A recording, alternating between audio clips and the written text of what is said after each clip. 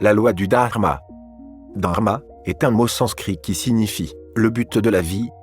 Nous avons pris une forme physique pour réaliser un objectif, c'est ce qu'explique la loi du Dharma. Le champ de pure potentialité est la divinité dans son essence et le divin prend forme humaine dans un but bien précis. Selon cette loi, chacun de nous possède un talent particulier, ainsi qu'une manière unique de l'exprimer.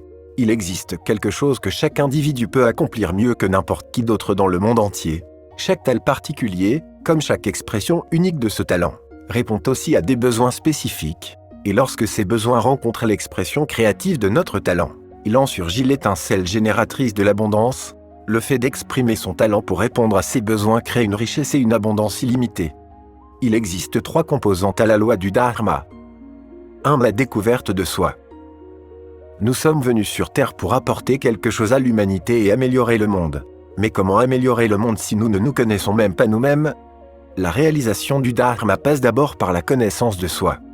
La première précise que chacun est sur Terre pour trouver son vrai soi, et pour découvrir par lui-même qu'il est spirituel, que nous sommes des êtres spirituels qui avons pris manifestation dans un corps physique. Nous ne sommes pas des êtres humains qui faisons, à l'occasion, une expérience spirituelle. Au contraire, nous sommes des êtres spirituels qui vivons une expérience humaine. Nous sommes ici pour trouver notre moi supérieur, notre moi spirituel. Ceci est la première étape de la loi du Dharma. Nous devons découvrir par nous-mêmes qu'au fond de nous, un Dieu ou une déesse veut naître afin que nous exprimions notre divinité. C'est à nous de faire ce chemin vers notre moi intérieur pour découvrir le Dieu ou la déesse qui sommeille en nous. C'est en apprenant à se connaître que l'on découvre notre plein potentiel. Il est du devoir de chacun de chercher à se connaître et à élever son niveau de conscience sur lui-même pour le bien de l'humanité. 2. L'expression de notre talent particulier. La seconde composante de la loi du Dharma est l'expression de notre talent particulier. Cette loi explique que chaque être possède un don particulier. Ce don est unique par son expression, si unique qu'aucun être vivant sur la planète ne le possède, ou tout au moins ne peut en donner la même expression.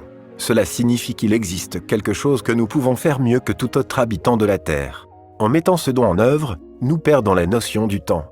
Chaque être possède un talent particulier et une manière unique de l'exprimer. Et chaque talent particulier, comme chaque expression unique de ce talent, répond à des besoins précis. Exprimer son talent pour répondre aux besoins de l'humanité crée une abondance illimitée dans notre vie. Pour découvrir son talent particulier, il faut dans un premier temps être convaincu que nous en possédons tous un, quelles que soient les épreuves de la vie que nous ayons vécues. Si vous êtes convaincu que vous avez un talent unique, vous finirez par le découvrir. J'ai toujours été animé par cette pensée que nous sommes tous sur Terre pour une raison et qu'il n'y a pas de hasard à la venue d'un être vivant sur Terre. Et je me suis toujours posé la question de la raison de ma venue sur Terre. Et je suis convaincu que c'est de notre devoir de la chercher et de la trouver. 3. Le service de l'humanité. La troisième composante de la loi du Dharma est le service à l'humanité. Servir nos semblables, c'est répondre à la question « Comment puis-je aider ? Comment puis-je être utile à tous ceux que je rencontre ?» Lorsque nous mettons l'expression unique de notre talent au service de l'humanité, nous utilisons pleinement la loi du Dharma. Cela, couplé à l'expérience de notre spiritualité, celle du champ de pure potentialité, nous ouvre automatiquement l'accès à une abondance illimitée. Cette loi est en effet celle qu'utilise réellement l'abondance pour se manifester. Et cette abondance n'est pas temporaire. Elle est permanente, car elle naît de notre talent particulier, de notre manière de l'exprimer et du don de ce talent à nos semblables. Si au lieu de nous poser la question « Que peut me rapporter ceci ?», nous nous demandons plus tard « Comment puis-je aider ?», nous saurons comment offrir ce don, aider les autres et l'humanité à s'épanouir.